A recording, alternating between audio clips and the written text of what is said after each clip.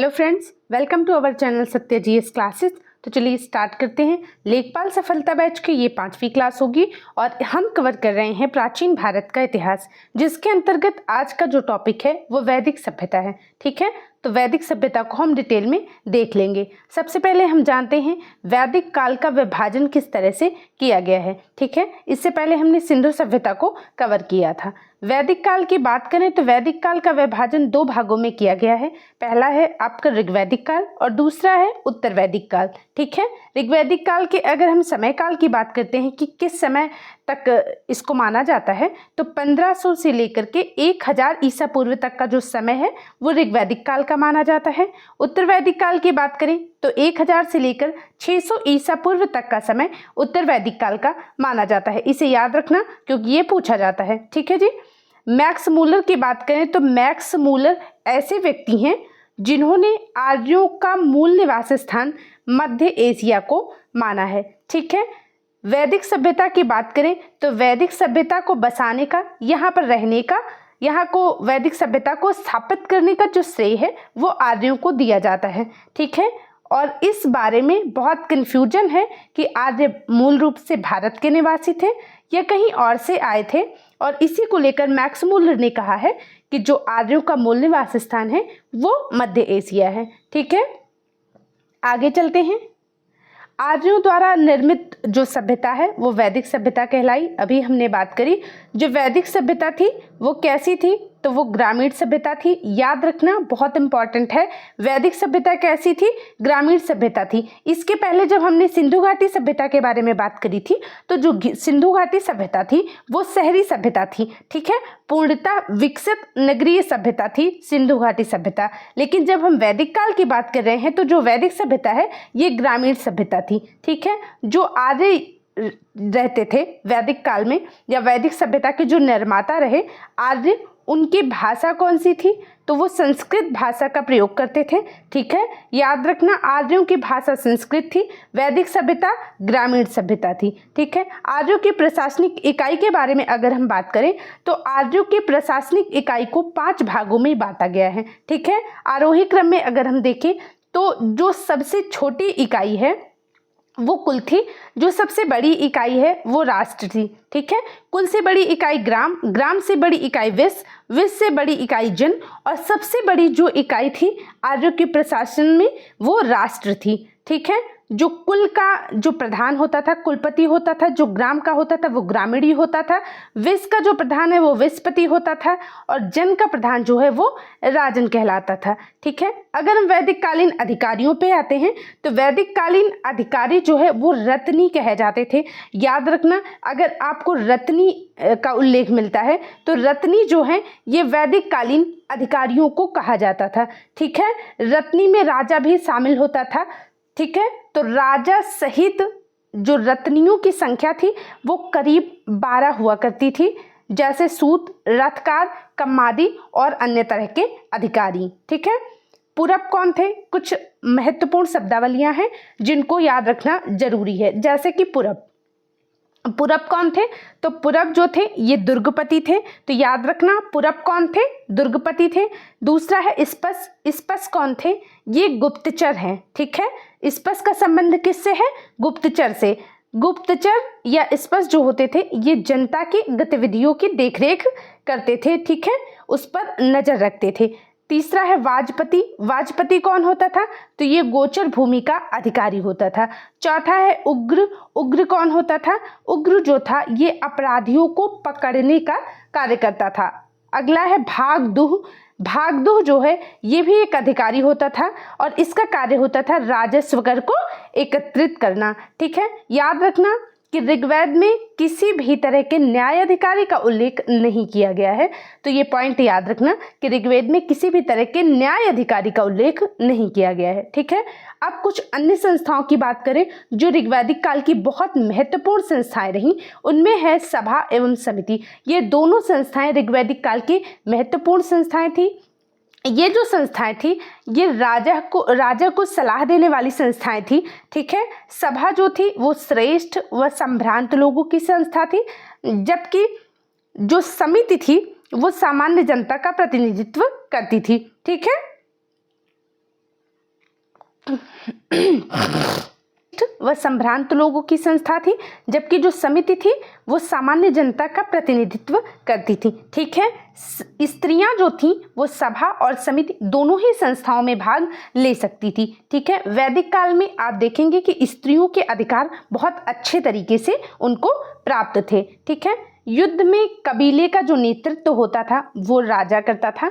ठीक है, और युद्ध के लिए गविष्टि शब्द का प्रयोग किया गया है वैदिक काल में। युद्ध के लिए किस शब्द का प्रयोग किया गया है? तो गविष्टि शब्द का प्रयोग वैदिक काल में युद्ध के लिए किया गया है। गविष्टि का अर्थ क्या होता है? तो गविष्टि का अर्थ होता है गायों की खोज। ठीक है, ऋग्वेद का 7वां मंडल जो है वो बहुत इंपॉर्टेंट है। ऋग्वेद के 7वें मंडल में दशराग युद्ध का उल्लेख किया गया है। ठीक है, तो पहला क्वेश्चन तो ये पूछा जाता है कि दशराग युद्ध का जो उल्लेख है वो कहाँ किया गया है? तो ऋग्वेद में किया गया है। ऋग्वेद में भी पर्टिकुलर 7वें मंडल में किया गया है। किस नदी के तट पर ये लड़ा गया था दशराग युद्ध? तो याद रखना ये परुष्णी, और इसी परुष्णी को रावी नदी के नाम से भी जानते हैं। तो दशराग युद्ध जो है ये परुष्णी या रावी नदी के तट पर लड़ा गया था। किसके बीच लड़ा गया था ये भी इंपॉर्टेंट है।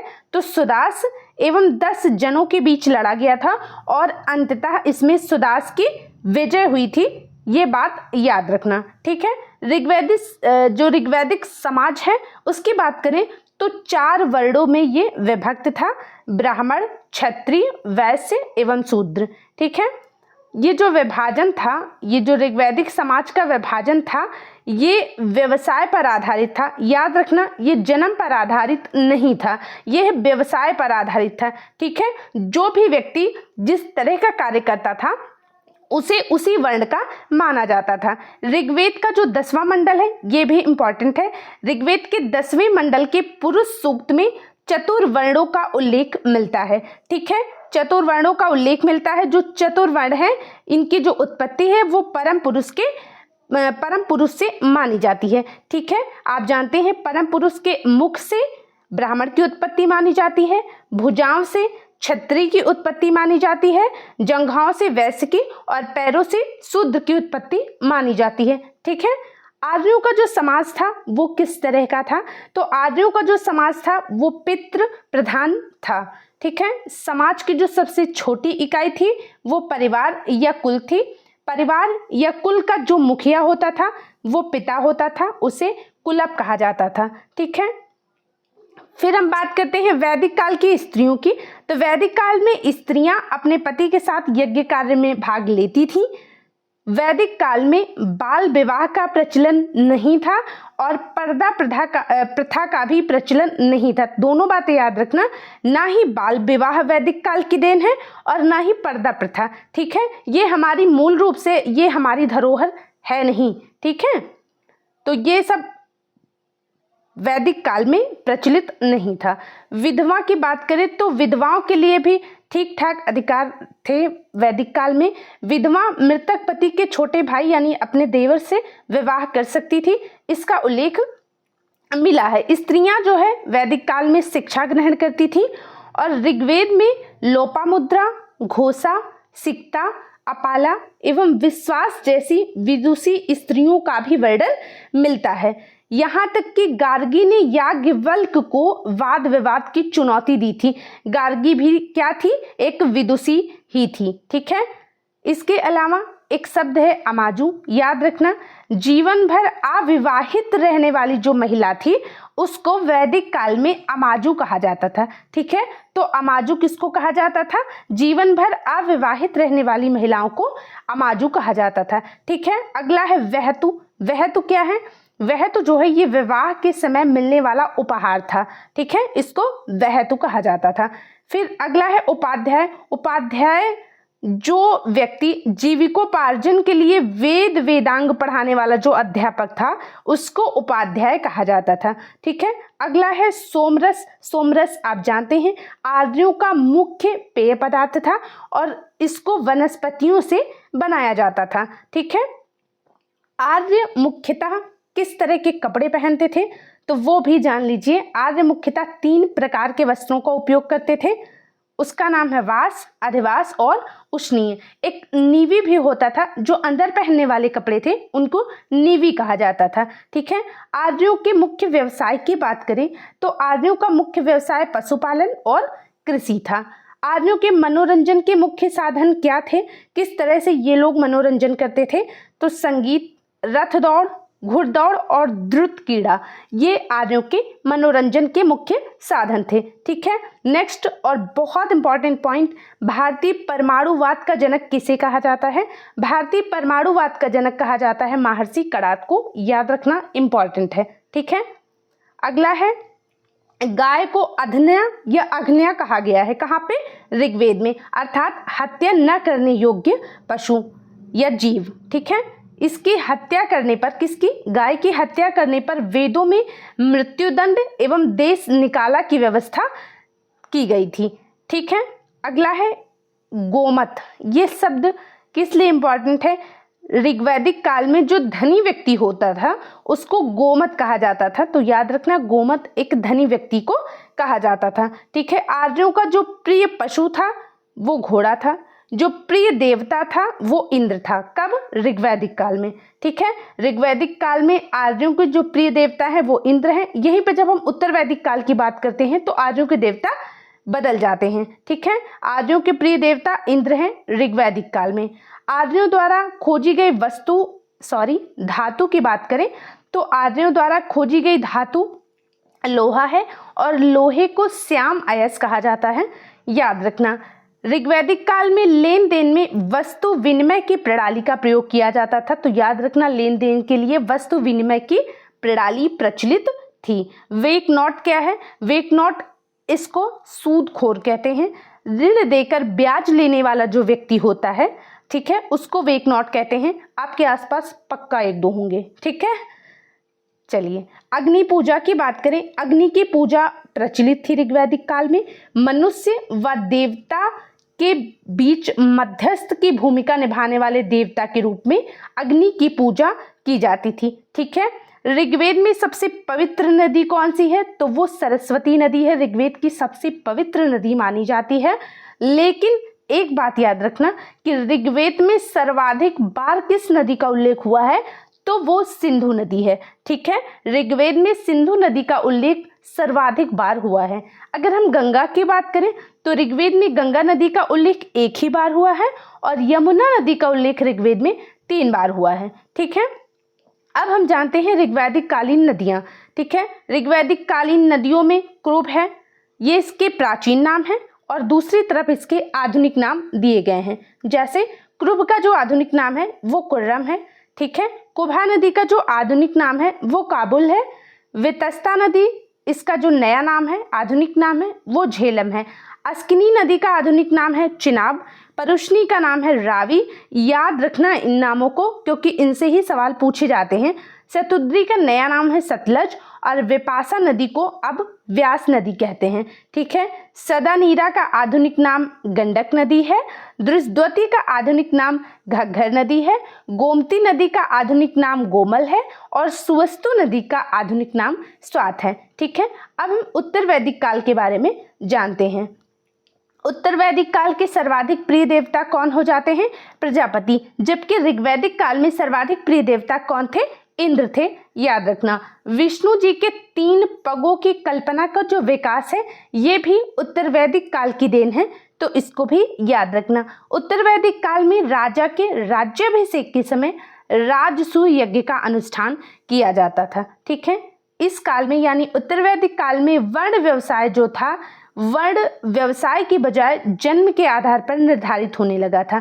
ठीक है। इसके पहले जब ऋग्वैदिक काल की हम बात कर रहे हैं तो वहाँ पे जो वर्ण का आधार था वो व्यवसाय था। जो व्यक्ति जिस तरह का कार्य करता था उसको उस तरह के वर्ण में स्थान दिया जाता था। लेकिन उत्तर वैदिक काल आते आते जो वर्ण का आधार था वो जन्म हो गया। ठीक है। यानी कि शूद्र का पुत्र शूद्र ही होगा, ब्राह्मण का पुत्र ब्राह्मण ही होगा। ये कब से परंपरा आई? उत्तर वैदिक काल से। ठीक है। उत्तर वैदिक काल में हल को सिरा एवं हल रेखा को सीता कहा जाता था।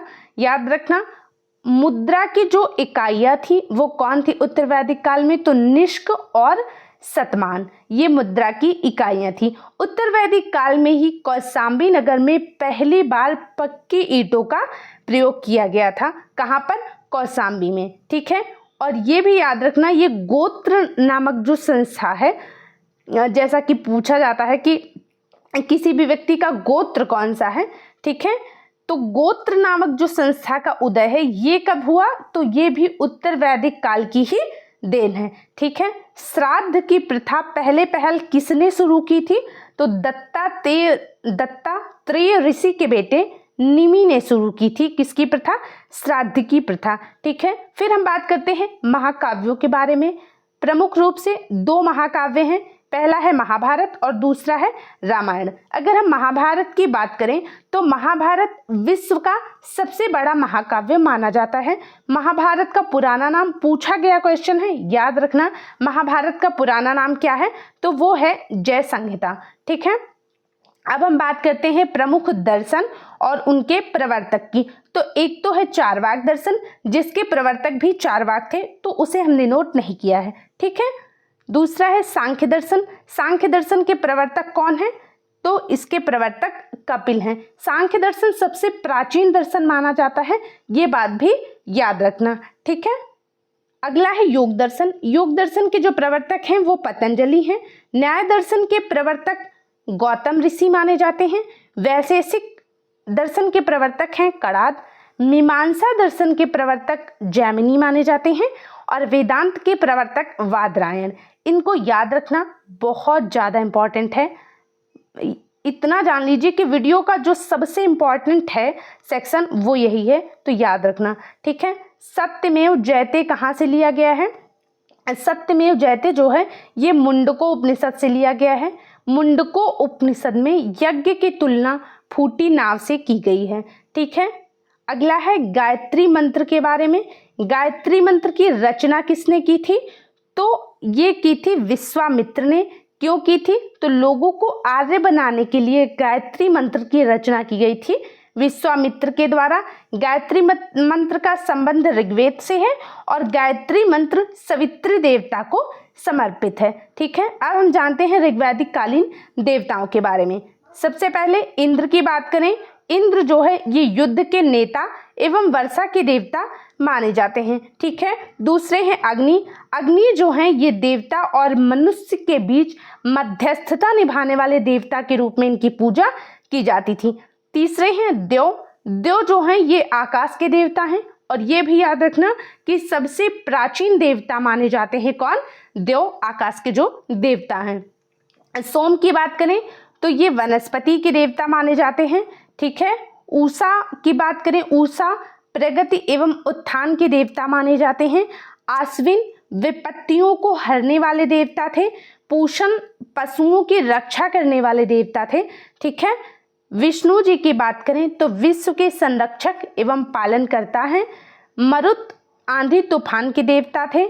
ठीक है, और फिर हम बात करते हैं वरुण की। इनके बारे में दो तीन चीज़ें हैं, इंपॉर्टेंट हैं, याद रखना। वरुण को समुद्र का देवता माना जाता है। वरुण को ही पृथ्वी एवं सूर्य का निर्माता माना जाता है। वरुण जी को ही सत्य का प्रतीक एवं विश्व का नियामक माना जाता है।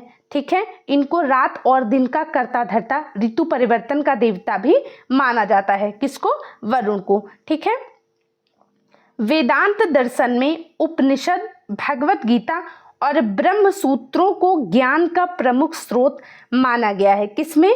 वेदांत में। उपनिषद हो गया, भगवत गीता हो गया और ब्रह्म सूत्र हो गया, इसको ज्ञान का प्रमुख स्रोत माना गया है। और इन तीनों ग्रंथों को सामूहिक रूप से प्रस्थान त्रयी कहा जाता है। क्वेश्चन पूछा जाता है कि प्रस्थान त्रयी के अंतर्गत कौन सी चीजें आती हैं? तो प्रस्थान त्रयी में क्या आता है? एक तो उपनिषद, दूसरा भगवत गीता और तीसरा ब्रह्मसूत्र, याद रखना। ठीक है, अब हम वैदिक कालीन राजाओं के नाम जान लेते हैं। ठीक है, तो जो पूर्व का राजा होता था, एक तरफ हमने दिशा दिया है और दूसरी तरफ राजाओं के नाम लिखे हैं। ठीक है, तो जो पूर्व का राजा था, पहली बात तो पूर्व को प्राची कहा जाता है। ठीक है। जो पूर्व का राजा होता था, पूर्व दिशा का, वो सम्राट कहलाता था। जो पश्चिम दिशा का राजा होता था वो स्वराष्ट्र कहलाता था। जो उत्तर दिशा का राजा होता था वो विराट कहलाता था। जो मध्य का राजा होता था वो राजा, और जो दक्षिण दिशा का राजा था वो भोज कहलाता था। ठीक है, एक तो ये बात इंपॉर्टेंट है। दूसरी बात, पूर्व को प्राची कहा जाता था, पश्चिम को प्रतीची कहा जाता था, और उत्तर को उदीची कहा जाता है। ठीक है, तो ये भी याद रखना। आई होप आपको ये क्लास पसंद आएगी। अगर आती है तो प्लीज़ इसे लाइक और शेयर जरूर करें। Thank you so much.